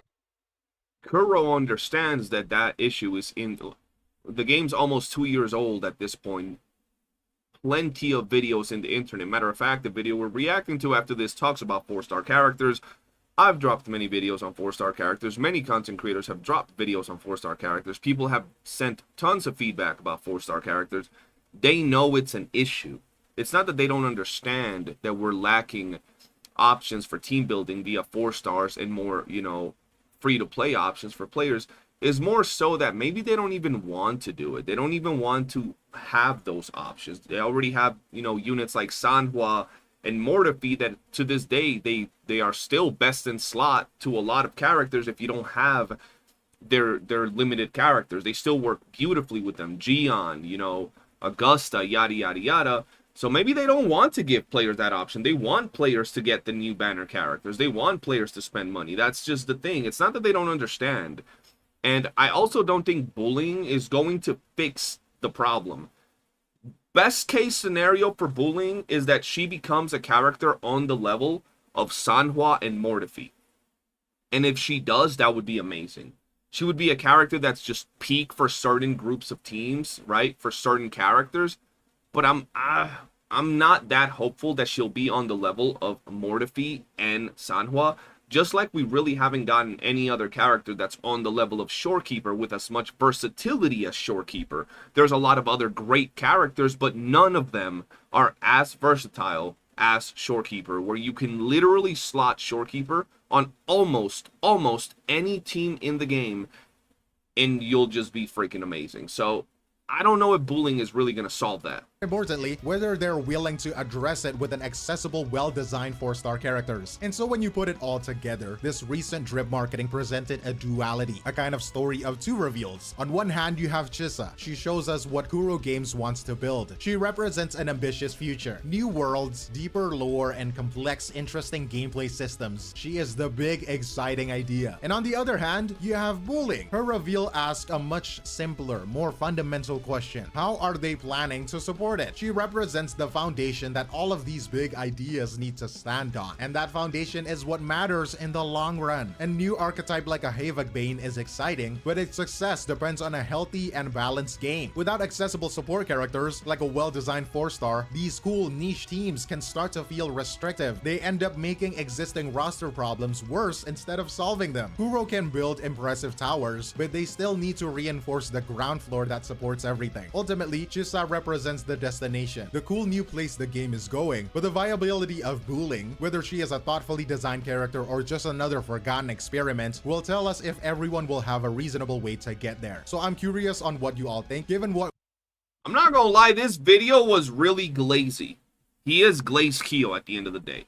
He was looking real deep into a lot of things. Look, as long as you're hopeful and you're hoping for good things for the game, that's great. I'm hoping that the game does bring us some insane additions, right? Some awesome content. I hope that a lot of the things he said come true. At this point, I've always been a firm believer that Kuro has the ability easily to deliver absolutely breathtaking updates with good content, good, overworld things, character designs, everything. I think that at this point in the game, I'm more so waiting for Kuro to actually deliver content and to make these games feel alive, to make the world feel alive. So whether 3.0 will bring that, whether Chisa will mark the beginning of an even bigger and more impactful future for Wuthering Waves is yet to be seen. Let me know what you guys think in the comment section below. For now, that's going to be it for this video. I'll see you guys on the next one. Peace. That was a hard glaze, man. That was a hard glaze, chat. Now we got to talk about 4-star characters. I don't even know if I want to talk about 4-star characters in today's video. By Void Enigma. I might do that tomorrow, chat. Low-key. Low-key. I want to, like, that last video was a little, was a lot. You know what I mean? So I'm just kind of going to go back into the gaming and actually game. I like reacting, but I like reacting to, like, funny and that type of videos. When it's like too informative and too like that, I kind of get burnt out a little bit, you know what I mean? But hey, we recorded 2 videos today, so we're chilling. Yeah, we do miss 4 stars. What glazing session is this? There we go. Am I excited for DNA? Yes, I am excited for DNA. I will be playing Duet Night Abyss here on the channel. I'm honestly paying more attention to 4 stars and 2.8. They better not make it a Lumio who probably can't Torella situation all over again. But player's wallet is not growing on the tree. Most people can't pull 5 stars on release. Yeah, but what you got to understand is these companies still make millions of dollars. So at the end of the day, if the money's there, they still want to milk their player base. Do you think there will be a new meta mechanic? Personally, they might introduce attribute reactions. For example, combining fusion and cryo of an enemy could trigger a damage effect. I don't know if they'll do that. Would I want them to do that? Honestly, as much as it reminds me of Genshin, I would like that to a certain degree. I would like reactions because, and it kind of goes with what they're doing, right? Let's see if can I look at tower buffs from here? Hold on. Yo, was that tower buff still active where you don't want to have, or did they change that? I didn't even pay attention. Is the tower or debuff active where if you have characters of the same typing, you get like a debuff? Is that thing still there, or did they take that off before release?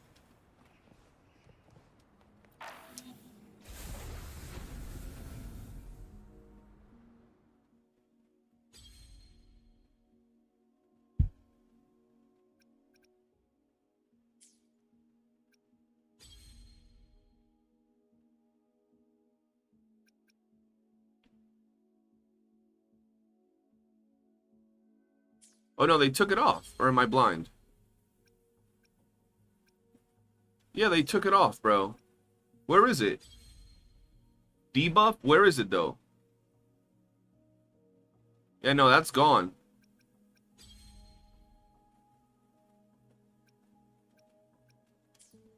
Okay. Cool. Middle third. So it is there? Alright, hold on. Because that's part of what I was about to say.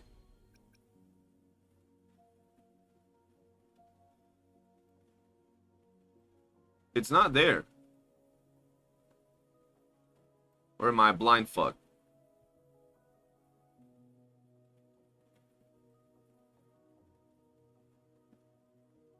Yeah, it's not there, bro. This is middle third. It's not here. It's gone, bro. Out here making me look bad. I actually saw it in the test servers, but I could still go into what I was gonna say, right? Here's the thing with interactions. Before, they were releasing teams that were like this. You had the mono teams like Mono Fusion, right? You had teams like this, the, I guess, Mono Spectro, even though people use Spectro Rover, is still Mono Spectro, right? Then you had teams like this, the Mono Havoc, right? And this is the way they were going, right? Now they're going down a path like this, where you have Electro Augusta, Fusion, or Arrow Uno, and then whatever the hell you're going to put in the last slot, right? Which would probably be like Shorekeeper, Mortify, yada, yada, yada, which still doesn't work as a mono element, right?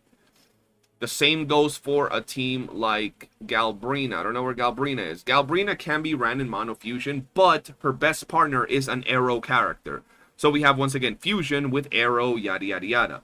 So it makes sense that in the future, they would add elemental interactions. Like if you have an Arrow character and then you swap into a Fusion character, it could amplify the Fusion's, you know, the Fire's powers because of the wind, or Glacio with, like, Fusion would create Melt, or I don't know. So it could actually happen. Would they do it? I don't know.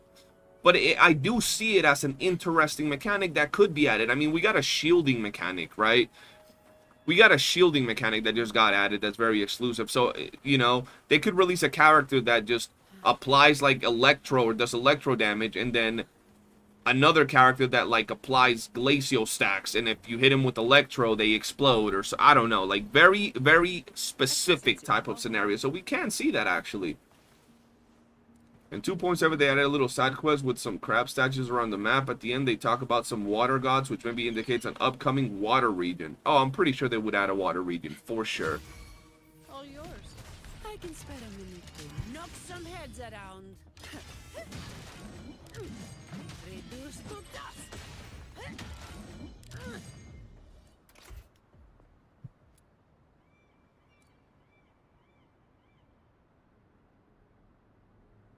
This is me, locking out.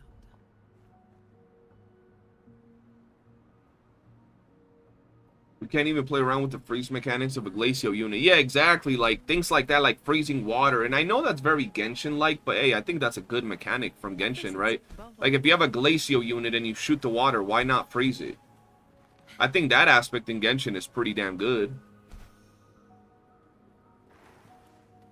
Have I ever tried to freeze water with the... I've never tried. Can you... You can't do it. Can you?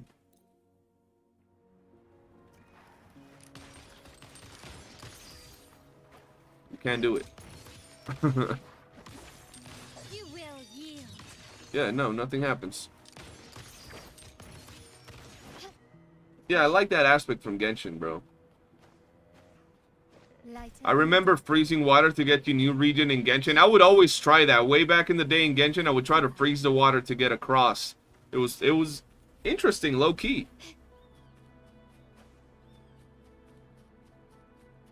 Quickly and swiftly. All right, man. I know we can do more stuff in this game, but low key, I don't there's nothing else I want to do, bro. Like, I yapped a little bit. We did some reactions. We did our daily grind. Our Lotta just got smacked. We did the time-gated event. People seem to have a problem with time gating in Blue Protocol, but not in this game, so I don't know.